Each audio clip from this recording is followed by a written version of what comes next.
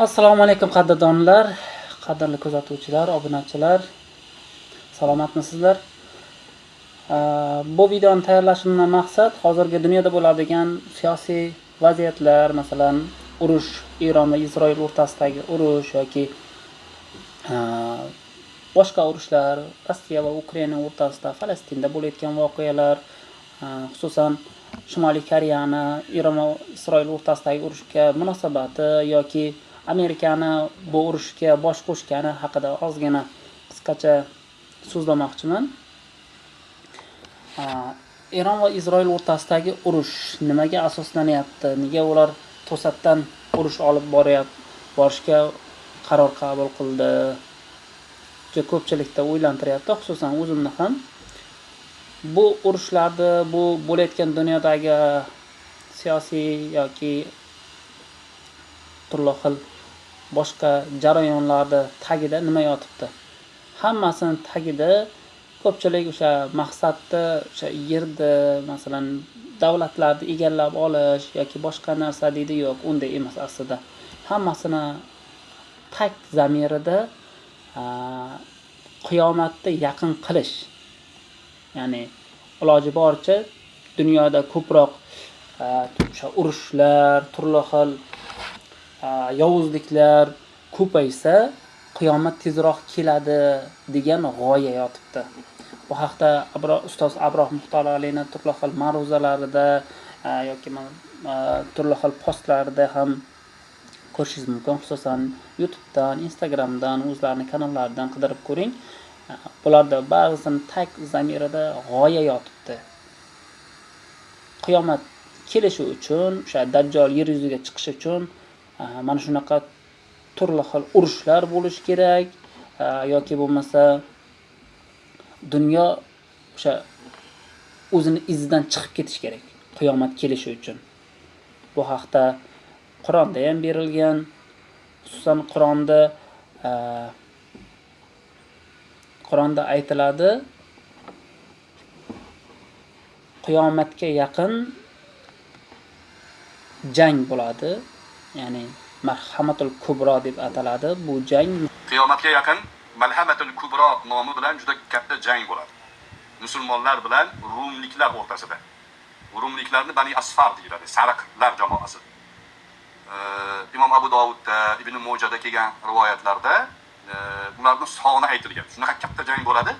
U jangda rumliklarning askarlari ichida 80 ta bayroq bo'ladi, bayroq ko'targan, 80 ta tuq ko'targan odamlar bo'ladi. Har bitta bayroqning ostida 12 mingtadan askar bo'ladi. Hisoblasangiz 960 ming askar yerga joylashadi. Ya'ni rumliklar shunaqa darajada katta. Musulmonlar ular bilan jang qiladi. O'zi jangdan oldin rumliklar bilan sulh tuzishadi. Sulh. Payg'ambar alayhisolatu vasallam hadisda bashorat berganlar. Qiyomat yaqinlashganda shu hodisa bo'ladi deganlar. Sizlar deganlar musulmonlarni rumliklar bilan omonlik shartnomasini tuzasizlar. Birga yashaysizlar. Va bir bo'lib rumliklarning dushmaniga qarshi sizlar rumliklarga yordam berasizlar va g'alaba qozonasizlar. G'alaba qilganinglardan keyin rumliklar nasroniy bo'lganligi uchun ular aytadiki, biz deydi, xochini hurmatidan g'alaba qozondik deyshadi. Shunda bir musulmon turib qanaqasiga deydi? Allohning yordami bilan bo'ldi, senlarning xoching bilan emas deydi. Mana shu gapdan janjal chiqadi. Janjal chiqib endi omonlikda bir-biri bilan shartnoma tuzgan rimliklar bilan musulmonlar o'rtasida urush boshlanadi. Urush yuqorida aytganimizdek nomi Malhamatul Kubro. Ya'ni oxirgi zamon alomatlaridandir. xullas bo'ladigan vaziyatlarda tag zamirida qiyomatni qoyim qilish, ya'ni tezroq Dajjal chiqsa, tezroq o'sha Masih chiqsa, yahudiylarda e'tiqodicha o'sha Masih chiqib, bularga butun dunyoni boshqaruvini qo'llariga olib bersa, hammasini o'zini vaqti, soati bo'lgandek, bu narsalar ham sekin-sekin o'sha ular xohlagandek bo'ladi, ya'ni qiyomat keladi, lekin ular xohlagandek deganda qiyomatni kelishini nazarda tutyapman. Ular xohlagandek, lekin Dajjal chiqib ularga butun yer yuzini boshqaruvini olib bermaydi. Aksincha Qur'onda aytilgandek Dajjal chiqadi. U 40 kun yer yuzini kezib yuradi. 40 kundan keyin Iso Masih osmondan tushib Dajjalni o'ldiradi. Yana bu keyin yana davom etib ketadi. Bu haqda Abdulloh domlani ham ma'ruzalari bor. Dajjal yer yuzi bo'ylab insonlarni fitnalantirishida 40 kungina davomiy bo'ladi. Ya'ni 40 kungina insonlarni fitnaga uchratib yuradi. Lekin uni bu 40 kuni siz bilan bizni oddiy kunlarimizda bo'lmaydi. Nabiy sollallohu alayhi vasallam aytadilar, uning bir kuni 1 yilga barobar. Ya'ni sizlarning 1 yilingizga barobar. Yana bir kuni sizlarning 1 oyingizga barobar. Yana bir kun esa sizlarning 1 haftangizga barobar. Qolgan kunlar esa sizlarning kunlaringizga o'xshaydi. Qiyomat haqidagi va bo'lmasa Abror Muxtor Alini juda ko'p ilmli insonlarni xususan YouTube'da bu o'sha ma'ruzalarni topib eshitishlaringiz mumkin. Sizlardan so'ra qoladigan narsam atrofda bo'ladigan voqealar, mana shunaqa siyosiy voqealarga, urushlarga yoki odamlar o'lyapti, boshqa balo-battar turli xil mish-mishlar, propagandalar, mana shu urushlar natijasida kelinglar urushamiz, boshqa qilamiz deydigan turli xil guruhlarga quloq solmaslikda, e'tiborli bo'lishdi. Xo'sh, bu o'zi nima deyapti, nima qilyapti, to'g'rimi, noto'g'rimi tahlil qilib borishlaringizni so'rab qolardim.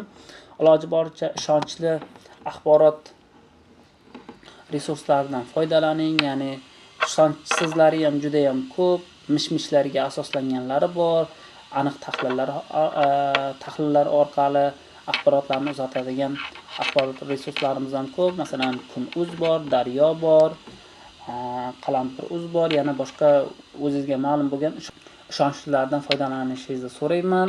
Turli xil mish-mishlarga, qo'rquvga asoslangan turli xil sabotajlarga iloji boricha ishonmang. O'zlaringizni ehtiyot qilinglar, sog' bo'linglar, salomat bo'linglar. Inshaalloh dunyoda bo'layotgan barcha voqealar albatta musulmonlar uchun yaxshilik bilan tugaydi. Bu narsani umid qilib qolamiz. Allohning va'dasi haq.